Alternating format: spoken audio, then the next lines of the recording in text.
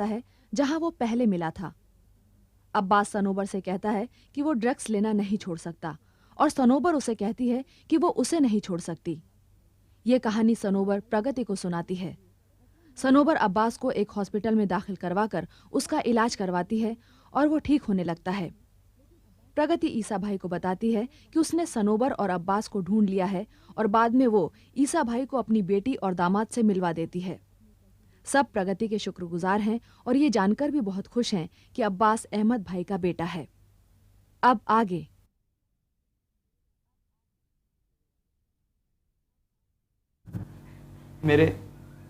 मेरे वालिद का नाम अहमद खां है। अहमद खान? मूसा, अरे मूसा सुन रहा है तू? ये अहमद भाई की औलाद है। अरे मेरे जिगरी यार अहमद खान के बेटे हैं ये। आप मेरे वालिद को जानते हैं? नहीं जानते हैं, जानते नहीं बल्कि उन्हें पहचानते भी हैं बेटे।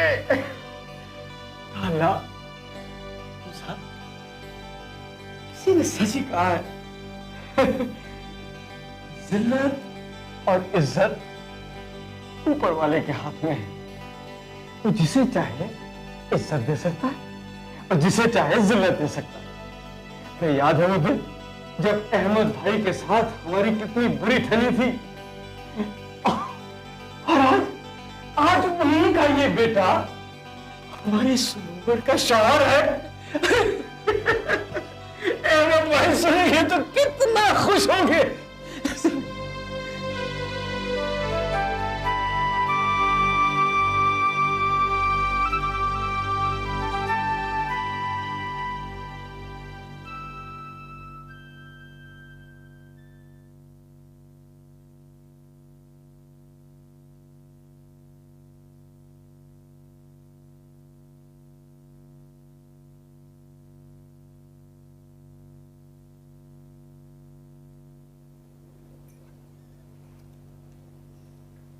क्या बात है? क्या सोच रहे हैं आप?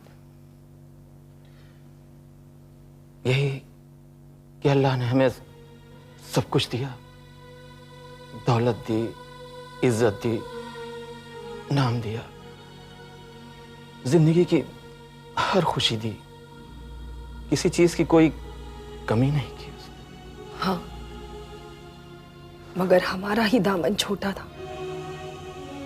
हमने उसकी दी हुई नियमतों को ठुकरा दिया। नजमा,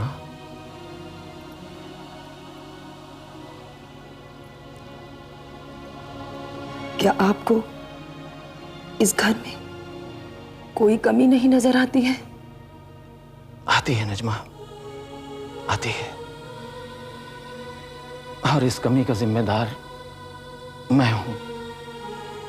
मुझे इस बात पे रोना आता है कि अब्बास को गुस्से में आकर घर से तो निकाल दिया, मगर इस दिल से उसे कैसे निकालूंगा? यही एक दर्द, एक तड़प है जिसके लिए मैं अपने आप को कोसता हूं कि मेरे बेटे ने क्या गुनाह किया था, किस बात की सजा दी है मैंने उसे। हमने उसको सजा देकर खुद को सजा दी है। हाँ नजमा, ये एहसास, ये गुनाह का एहसास मेरे दिल को, मेरे ज़मीर को दिन रात कचोके लगाता है और पूछता है कि अहमद, क्यों निकाला था अब्बास को घर से जबकि वो बीमार था, अपना ज़हनी तवाज़ुन खो बैठा था। न जाने कहां होगा मेरा अब्बास, किस हाल में होगा। और नजमा, मैं तुम्हारा भी गुनहगार हूं। मैंने एक मां से उसका बेटा छीना है। देखिए, इसमें किसी का कोई कसूर नहीं, कसूर तो हालात का है। हमने भी तो हालात को संभालने की कोशिश न की। अब भी कुछ नहीं बिगड़ा, हम अब भी अपने बेटे को ढूंढ सकते हैं। हाँ, जरूर ढूंढूंगा अपने बेटे को, मगर न जाने वो इस शहर में है कि कहीं और चला गया। जब से वो गया उसकी कोई खबर भी तो नहीं मिली। खबर नहीं मिली या हमने उसकी कोई तलाश नहीं की? मैं तलाशूंगा इस शहर में, इस मुल्क के हर शहर में, और अखबार में इश्तहार दूंगा कि जो कोई उसका पता बताएगा उसका मुंह मोतियों से भर दूंगा। मैं जानती हूं आपके बेटे का पता। तुम कौन हो बेटी? जी, मेरा नाम प्रगति है।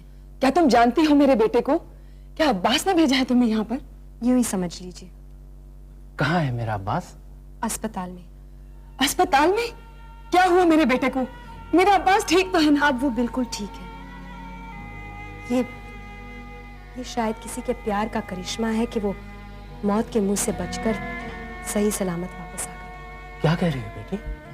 जी हाँ, सनोबर का प्यार था, उनकी दुआओं का असर था जो अब्बास भाई को नई जिंदगी मिली। सनोबर? कौन है सनोबर? ईसा भाई की बेटी। ईसा भाई की बेटी? मगर वो तो घर छोड़कर चली गई थी। यूं कहो कि वो घर से भाग गई थी किसी आवारा और बदमाश लड़के के साथ। क्या आप जानते हैं उस आवारा और बदमाश लड़के का क्या नाम है? क्या नाम है? अब्बास। अब्बास? जी हाँ, सनोबर ने अब्बास भाई के लिए घर छोड़ा था। अब्बास भाई की जान बचाने के लिए उन्होंने अपनी जिंदगी दांव पर लगा दी थी। मगर उसने ये सब क्यों किया? आखिर क्या रिश्ता है उसका हमारे अब्बास के साथ? अब्बास भाई उनके शौहर हैं। क्या? जी हाँ, और सिर्फ इसलिए ईसा भाई ने आपके साथ रिश्ता तोड़ा था क्योंकि सनोबर अब्बास के साथ प्यार करती थी। बेटी, ईसा भाई ने रिश्ता तोड़ा नहीं, उन्होंने तो टूटे हुए रिश्तों को जोड़ा है।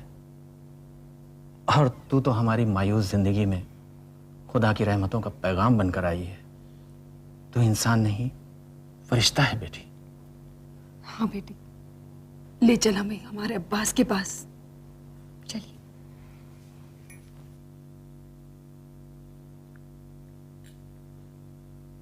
अब्बास भाई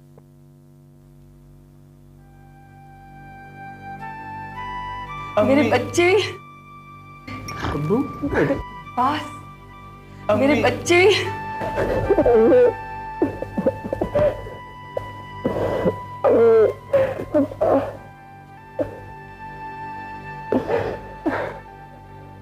मत रो बेटा, मत रो।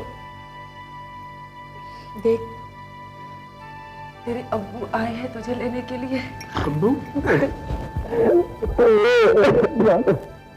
माफ कर दो मुझे, कर दो।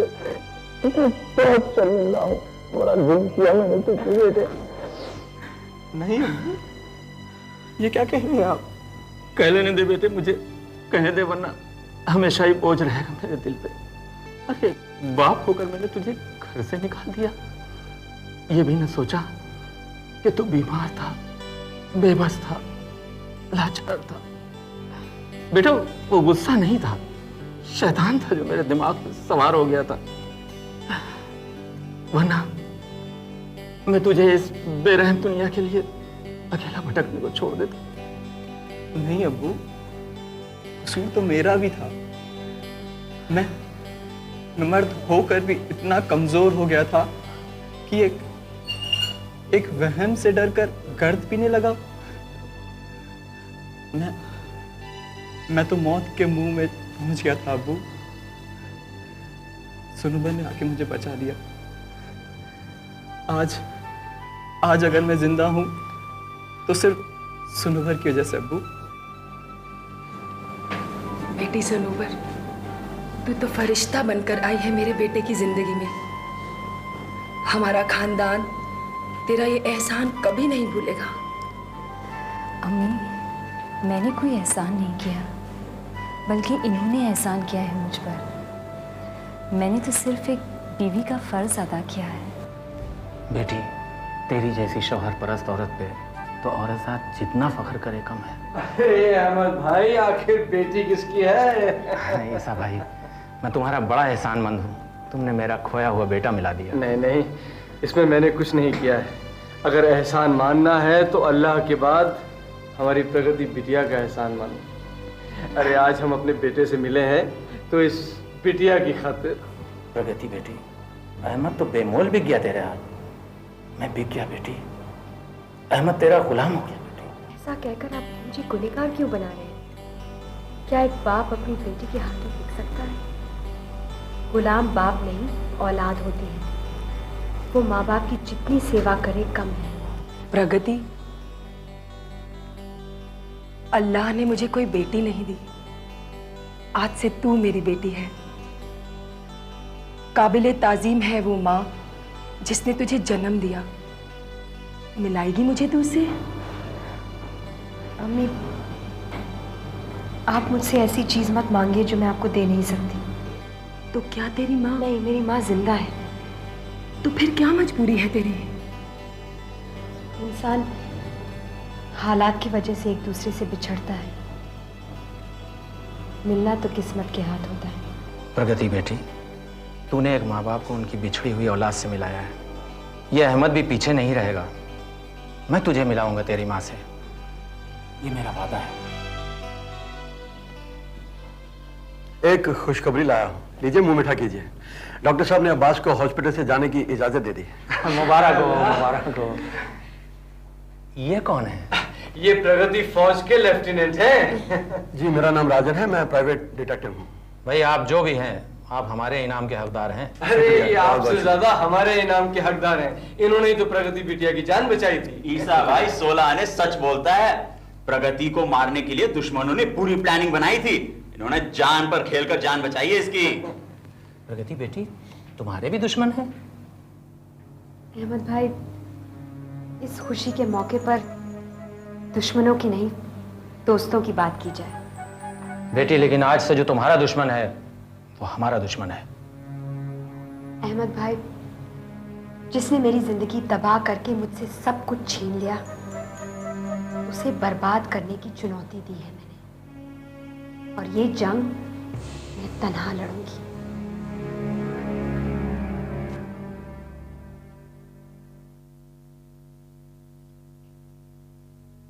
उनो जाकू आता रे मैं तो है पोटी हवेली में पोटी। परदेसी, तेरी किस्मत चमक गई भाई। सुबह सुबह पोटी के दर्शन हो गए। मैं जाकू आता रे जाकू। सुनिए, मुझसे कुछ कहा? सुनाइए, आपको किससे मिलना है? विनोद ठाकुर से। ठाकुर साहब से? आप कहाँ से आई हैं? मेरा नाम नम्रता बहन है, मैं महिला आश्रम से आई हूँ। आश्रम से आई हैं आप? ऐसा है कि ऊपर जाकू राइट टर्न करके सामने वाला कमरा उनका। समझ में आ गए? आइए मैं आपको दिखाता हूँ। चलिए आप आइए आइए। आहा, ठाकुर लोग की किस्मत में क्या पोटियां और मेरी किस्मत में वो बुड्ढा खूसट फू। छोटे ठाकुर। हाँ परदेसी। कोई आपसे मिलने आए हैं? बोलो तो अंदर भेजूं? मुझसे मिलने आए? आओ भेज दो। आइए, बुला रहे।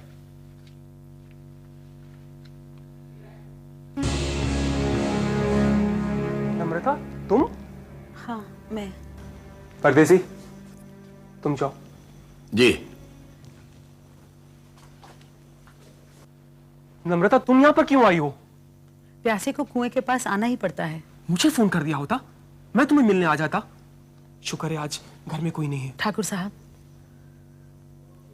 आजकल मेरी जिंदगी एक खाना बदोश की तरह होकर रह गई है। जिंदगी में पहली बार किसी ने मुझे सर से लेकर पांव तक झंझोड़ डाला है।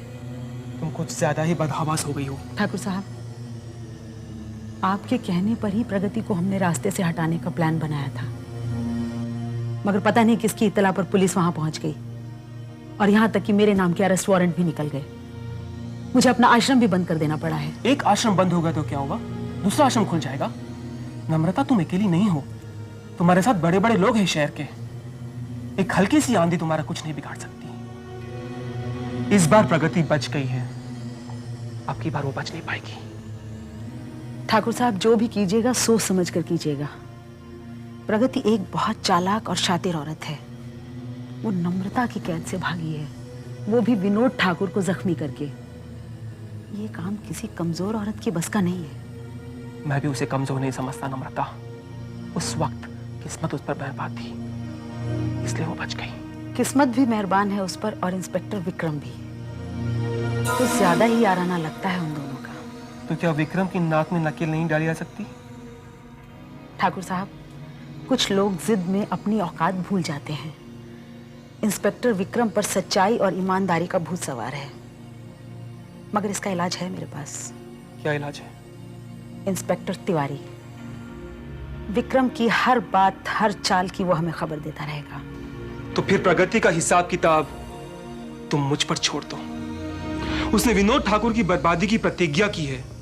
वो एक बात भूल गई है कि मौत के साए उसके सर पर मंडरा रहे हैं। ठाकुर साहब, सिर्फ एक बात याद रखिए, प्रगति एक औरत है और औरत के बारे में मशहूर है कि जितने बाल उतने जाल।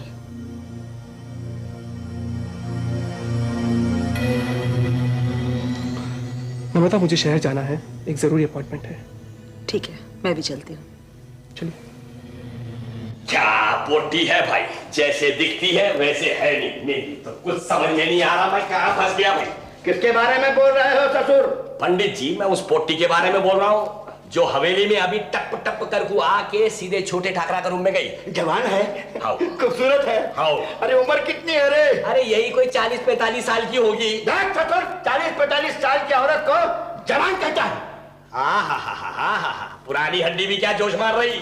अगर तुम्हारा जैसा बूढ़ा आदमी पोटिया की उम्र पूछेगा तो लोग तुम्हारी इज्जत के छिलके निकाल निकाल कर बाहर फेंक जाते। उतार ये पता ससुर के नाम का है उसका? उसका नाम नम्रता आश्रम। नहीं, नम्रता आश्रम नहीं, नम्रता बहन। मगर चरित्र बहुत गड़बड़ है भाई उसका। अरे तुम बहुत नीच हो, बहुत नीच हो परदेसी। एक तरफ उसको बहन कहते हो और दूसरी तरफ उसके चरित्र पर कीचड़ उछालते हो। कीचड़ क्यों नहीं उछालूं? पोटी को देखते ही ठाकुरा के बदन में 1000 वाट का करंट दौड़ गया। मैं तभी समझ गया सब्जी में जरूर कुछ काला है भाई। अरे परदेसी, तुम तो रसोई घर का इतिहास ही बदल दिए बेटवा। सब्जी में काला नहीं, दाल में काला होता है। पंडित जी, दाल में काला लहसुन समझ के दाल को खा जाते। अगर सब्जी काली हो तो पूरी की पूरी हंडी उठाकर बाहर फेंक देते, जैसा मेरे को बाहर फेंक दिया उन्हें। राम राम, नौकरों की ऐसी बेइज्जती अरे हमारे टनकपुर में नहीं होती। फिर टनकपुर? अरे परदेसी कहाँ गए? कहाँ गए परदेसी? अरे परदेसी, तुम बहुत बदनसीब हो बेटा, जो तुम हमारे टनकपुर का इतिहास नहीं जान पाए। ये चाहत की मूरत, वफा की निशानी, अजब दास्तां है, अजब है कहानी। औरत, औरत,